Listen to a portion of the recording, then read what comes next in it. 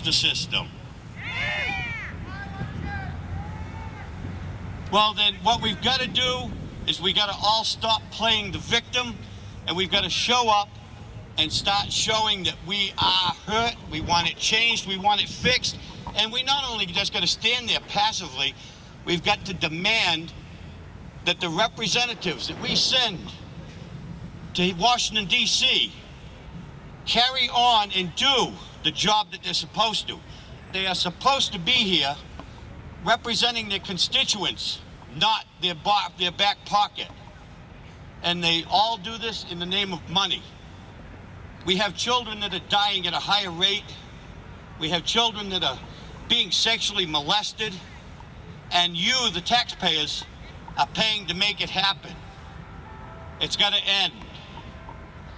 If the nation had deliberately designed a system that would frustrate the professionals who staff it, anger the public who finance it, and abandon the children who depend on it, it could not have done a better job than the present child protection system we have today. Ladies and gentlemen, I want to take a moment and recognize a couple of people. One would be Ron Smith. He was the first one to start these rallies here in D.C. The other person would be Nancy Schaefer. She was a trooper in the fight against this abuse against the American family. These people fought and are no longer with us. I wish they could be, because maybe we wouldn't have to continue having these rallies. However, we've got to start dealing with the issue of parents are not a victim, because they're only a victim if they let themselves be. And if you want to be the victim, then you're not looking to help your children.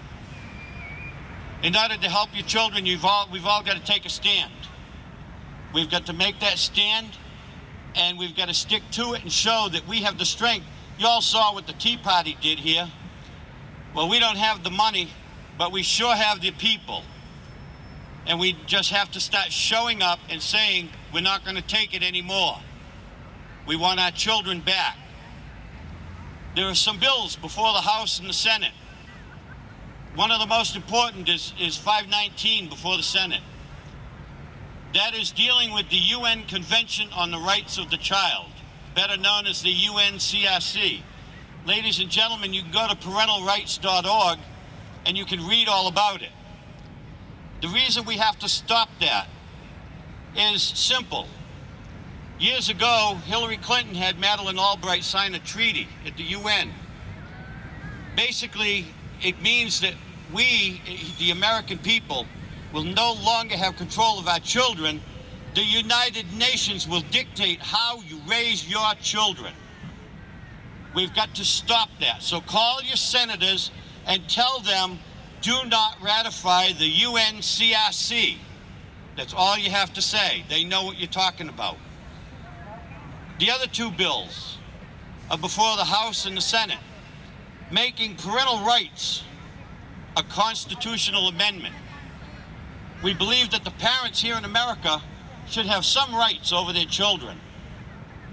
And we need to make sure of that. So in order to ensure it, we're trying to make it a constitutional amendment. However, we've been running into some opposition. We've got numerous Republican Congress members that have signed on to co-sponsor and to agree with it. But we've got the Democratic Party who haven't signed on at all. So what does that mean? Does that mean that the Democrats don't care about the family?